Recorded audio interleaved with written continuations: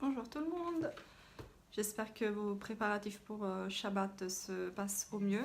Je vous propose de faire l'étude du jour avec le Rav Etzraïm et le conte du Homer avec les séphirotes. Alors, nous avons commencé à voir quand est-ce qu'il est possible de transmettre des informations susceptibles de nuire. Nous avons vu que c'est possible dans un but constructif, que si vraiment nous n'avons aucun plaisir à transmettre cette remontrance, que si nous avons choisi avec soin les mots et si nous ne omettons aucun détail qui puisse rendre la tâche aisée et blesser le moins. Alors, toutefois, on nous dit de faire attention parce que si on risque de nuire, de faire du mal à la personne, la chose c'est défendu de rapporter cette information. Et même si on le fait dans un but constructif. Donc bon, on avancera avec la Lara, parce que en fait ça serait comme faire un tort à une personne. Donc voilà, il y a un degré de priorité. Et là on nous parle de la faute des explorateurs. Coucou Steve, ça va? J'ai adoré ta vidéo à Natania, ça fait plaisir de voir le soleil, j'espère arriver bientôt en Israël. Alors, là on nous parle, nous abordons la faute des explorateurs, parce que souvent, le Yetzer Hara, qu'est-ce qu'il fait? Comment il nous attaque? En fait, il va nous solliciter sur des anciennes fautes qu'on croit terribles, et alors qu'elles sont pardonnées depuis un grand moment. Et en fait, il nous incite à être médiocre dans notre avodat Hashem. Il nous fait glisser des pensées de la sorte, peut-être ça c'est que pour les chassidim, que pour les tzadikim. Et hier je disais par exemple que j'avais eu du mal à me rendre sur la tombe de Rabbi Shimon Bar Yochai, parce que je me suis dit mais qui suis-je moi pour aller sur la tombe de Rashbi. Et là en fait on nous dit que c'est très semblable à ce qui est arrivé à la faute des explorateurs. C'est-à-dire de vouloir observer la terre, presque une mitzvah d'observer la terre, et alors qu'à la fin, ils mirent en doute la possibilité de conquérir Eretz Israël. Donc voilà, il faut faire attention. Faut faire attention. Ça, c'est pour la halakha du jour. Et ensuite, étude des séphirotes. Merci pour la proposition, Steve.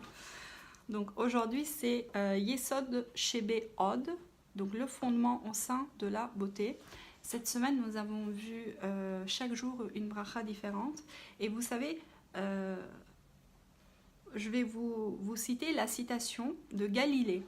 On nous propose une citation de Galilée où il nous dit « Même si toutes ces planètes tournent autour de lui dans la plus absolue des dépendances, le soleil est néanmoins susceptible de faire mûrir une grappe de raisin comme s'il n'avait rien d'autre à faire dans tout l'univers. » Donc voilà, on nous invite à rechercher la profondeur et la richesse au sein de la beauté.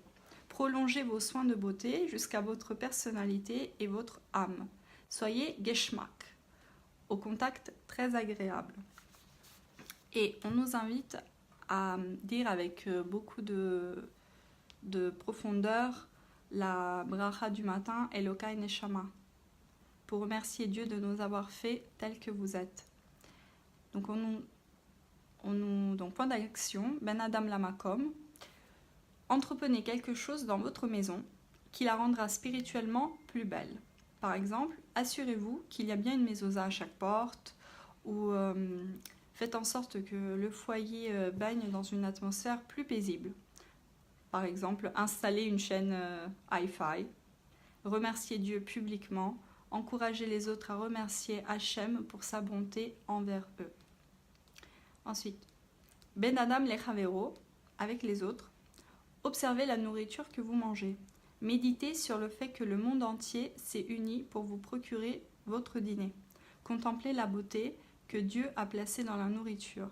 Ce n'est pas seulement le goût qui est remarquable, mais aussi l'aspect et la texture. Et moi, je me souviens le jour où j'ai vu pour la première fois une grenade. je devais avoir 8 ans, 9 ans. C'était à l'anniversaire d'une copine. Et la première fois que j'ai vu une grenade, j'avais l'impression que c'était un trésor magnifique. C'était beau. Donc là, on nous dit, ne jugez pas quelqu'un en ne vous basant que sur un seul détail de sa personnalité, mais considérez-en l'ensemble. Et enfin, point d'action avec soi-même, Ben Adam Leatzmo, concentrez-vous sur la quintessence de la beauté. Efforcez-vous de garder une maîtrise sur ce que vous regardez et sur l'objet de vos pensées. Il faut nettoyer les pensées, il faut filtrer, ça c'est très dur. La beauté physique relève de la seule apparence et le fait de ne considérer que l'aspect superficiel d'une personne peut conduire à la faute. Donc voilà, c'est tout pour aujourd'hui. Je vais voir ce que je peux publier, si je parlerai de David Ameller ou d'autres choses, mais je vous souhaite en tout cas un magnifique Shabbat Shalom, de passer un bon moment avec votre famille, votre entourage, vos proches, et d'avoir de la bonne nourriture à votre table.